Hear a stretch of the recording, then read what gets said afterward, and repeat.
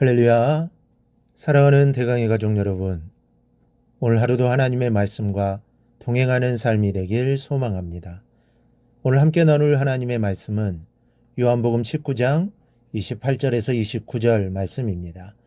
그 후에 예수께서 모든 일이 이미 이루어진 줄 아시고 성경을 응하게 하려 하사 이르시되 내가 목마르다 하시니 거기 신포도주가 가득히 담긴 그릇이 있는지라. 사람들이 신포도주를 적신 해면을 우슬초에 매어 예수의 입에 대니. 아멘. 우리는 어제 새벽 시간을 통해 이 가상 7원 중 네 번째 말씀인 나의 하나님 나의 하나님 어찌하여 나를 버리셨나이까 라는 주님의 절규에 대해 살펴보았습니다. 그런데 이 절규는 바로 나의 죄 때문에 나를 구원하시기 위한 주님의 절규임을 우리가 살펴보았습니다. 오늘은 예수님께서 십자가상에서 다섯 번째로 남겨주신 말씀을 통해 은혜와 축복을 받고자 합니다. 28절 말씀을 보면 예수께서 이 모든 일이 이미 이루어진 줄 아시고 성경을 응하게 하려 하사 이르시되 내가 목마르다 하셨습니다. 지난 시간에 본 이 나의 하나님 어찌하여 나를 버리셨나이까 라는 말씀과 오늘 보려는 내가 목마르다라는 말씀은 다 같이 예수님의 고통을 말씀해 주고 있다는 점에서 비슷한 점을 가지고 있습니다. 그러나 나의 하나님은 예수님의 영혼의 고통을 말한 것이라면 내가 목마르다라고 하신 것은 예수님의 육체적 고통을 말한 것으로 구분을 해야 할 것입니다.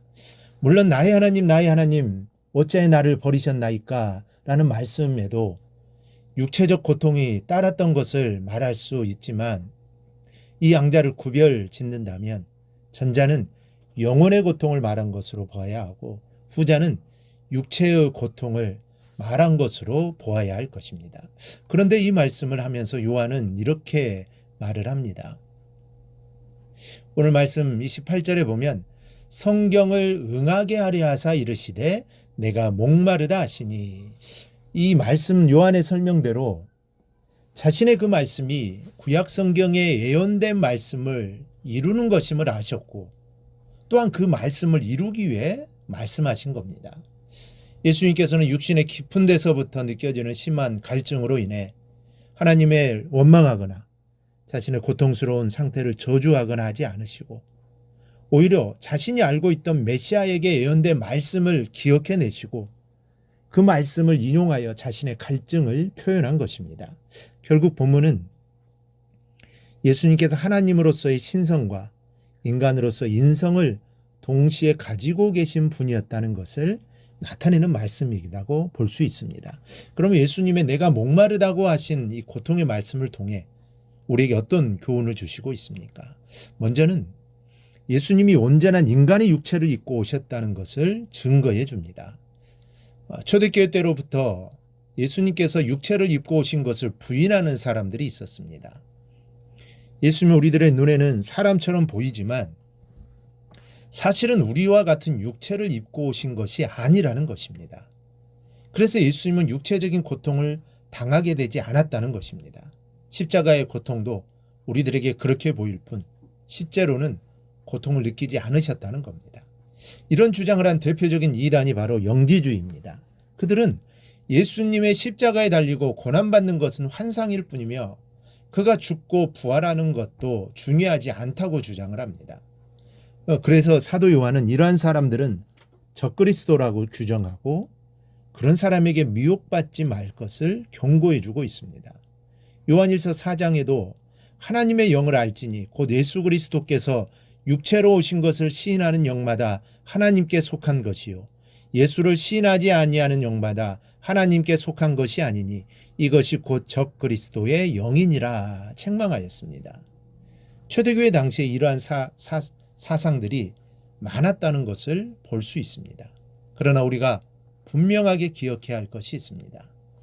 예수님은 분명히 우리와 똑같은 인간의 육체를 입고 오신 분입니다. 그러므로 예수님은 인간의 고통을 똑같이 느끼셨습니다.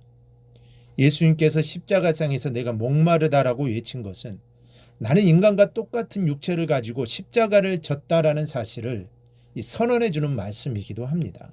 그러므로 십자가는 이 사랑인 겁니다. 고통이 없는 십자가는 십자가도 아니요 사랑도 아닙니다. 그래서 요한복음 1장 14절은 말씀이 육신이 되어 우리 가운데 거하신다 말씀하고 있습니다. 말씀이신 주님이 육체를 입고 이 땅에 오신 것입니다. 그러므로 우리의 모든 고통을 다 아시고 우리의 아픔도 아시고 우리의 괴로움도 다 아시는 것입니다. 그러기에 우리를 위로해 주실 수 있는 것입니다. 이 사실을 십자가상에서 다 이루었다라는 말씀으로 증명해 주시는 겁니다. 둘째는 예수님이 목마른 인생의 모든 고난을 채울하심으로 우리에게 해결함을 주신 것을 말합니다. 인간은 범죄함으로 말미암아 에덴 동산에서 추방된 이후로 인간에게는 늘 목마름의 고통이 따르게 되었던 겁니다. 창세기 2장 10절에 보면 강이 에덴에서 흘러나와 동산을 적시고, 이것은 생명수의 강을 예표하는 그림자라고 볼 수 있습니다. 그러므로 에덴 동산을 잃어버린 인생들에게는 수고와 갈증과 목마름이 따를 수밖에 없습니다. 예수님이 이런 세상에 오셔서 수고하고 무거운 짐진 자들아 다 내게로 오라 내가 너희를 쉬게 하리라 하시며 목마른 영혼을 불러주셨습니다. 그리고 친히 십자가에 달려 인간의 연약함과 목마름과 갈증을 몸소 채우라셨습니다. 인간의 모든 갈증까지 십자가에 못 박으심으로 주 앞에 나오는 자들의 갈증을 풀어주신 겁니다. 그러므로 우리의 영혼이 목마를 때, 또 갈급할 때 우리는 주님 앞으로 나오면 됩니다. 주님 우리의 목마름과 갈급함을 이미 다 체험하셨고 아시고 계시기 때문입니다. 우리 모두 주님 안에서 이런 목마름과 갈증을 해소할 수 있기를 바랍니다. 셋째는 예수님이 생명 자체인 보혈의 피를 쏟아부어 주심으로 우리로 영원한 생명을 얻게 하신 것을 말합니다. 예수님이 왜 십자가상에서 내가 목마르다라고 외칠 수밖에 없었습니까? 그 몸에서 물과 피가 다 쏟아졌기 때문입니다. 예수님이 그 전날 밤에 겟셋마네 동산에서 우리를 위해 피땀 흘리며 애쓰고 힘써 기도하셨습니다. 그리고 십자가에서 두 손과 발이 못이 박혔습니다. 머리에는 가시관을 쓰셨습니다. 옆구리 맞아 창에 찔림으로 예수님의 몸에 있는 모든 피가 다 쏟아지고 말았습니다. 그러니 목마를 수밖에 없는 것입니다. 예수님이 왜 이렇게 십자가에서 그 피를 남김없이 쏟아부어 주셨습니까? 바로 그 피로 우리 죄를 깨끗이 씻어주시고 그 피로 우리에게 영원한 생명을 부어주시기 위함이었던 것입니다. 예수님이 이 피를 다 쏟으심으로 엄청난 목마름의 고통을 당하셨지만 우리들은 이 피로 말미암아 구속함을 받고 영원한 생명을 소유하고 살아가게 된 것입니다. 그러므로 이제 우리 성도들은 이 예수님의 나 위에 흘려주신 피가 항상 내 마음속에 큰 증거가 되게 해야 합니다. 바울 사도는 디모데후서 4장 6절에서 자기가 주를 위해 이제 피 흘려 순교할 것을 내다보면서 관제와 같이 내가 벌써 부음이 되고 나의 떠날 기약이 가까웠도다라고 고백하는 것을 볼 수 있습니다. 우리가 주를 위해 피 흘리기까지는 못한다 하더라도 그런 심정으로 십자가를 지고 나가는 성도들이 될 수 있기를 바랍니다. 우리들은 예수님께서 우리를 위해서 육체를 입으시고 십자가에서 내가 목마르다 하면서 당한 고통을 기억하며 살아가야 할 것입니다. 하나님의 영광을 위해서라면 답답한 일, 속타는 일이 있어도 주님께서 우리를 위해 고난당하신 모습을 기억하며 이기며 나가시기 바랍니다. 더 나아가 주님과 주의 몸된 교회를 위해서 받는 고난을 기뻐하면서 헌신할 수 있는 아름다운 성도가 되기를 주님의 이름으로 축원합니다.